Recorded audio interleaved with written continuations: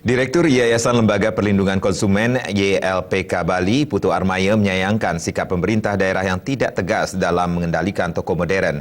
Sikap kurang tegas tersebut membuat toko modern semakin menjamur sehingga dikhawatirkan berimbas terhadap pedagang di pasar tradisional.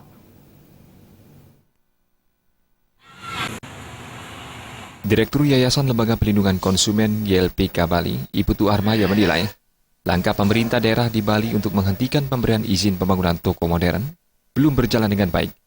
Sikap pemerintah dalam menjalankan kebijakan terkait toko modern juga masih kendor. Akibatnya, keberadaan toko modern di sejumlah daerah di Bali seperti Denpasar, Badung, dan Gianyar semakin menjamur. Selain menjamur, sejumlah toko modern juga disinyalir belum memiliki kelengkapan legalitas seperti perizinan serta beroperasi tidak sesuai zonasi. Menjamurnya keberadaan toko modern dinilai dapat merugikan pedagang di pasar tradisional karena kehadirannya masuk hingga ke pelosok desa. Karena itu, pemerintah daerah diminta bersikap tegas dengan menghentikan perizinan toko modern.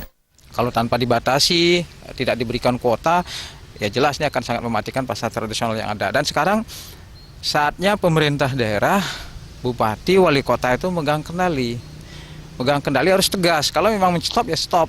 Tidak ada lagi izin-izin yang untuk diberikan ke toko-toko modern. Dan sebenarnya Bali tidak butuh itu lagi sebenarnya. Yang perlu adalah bagaimana merevitalisasi pasar tradisional yang ada. Ini harus digalakkan. Sehingga toko-toko tradisional yang selama ini ditinggalkan oleh masyarakat, kembali lagi masyarakat memanfaatkan dan cinta lagi untuk berbelanja di pasar tradisional. Itu. Rati Anggoro dan Joko Andika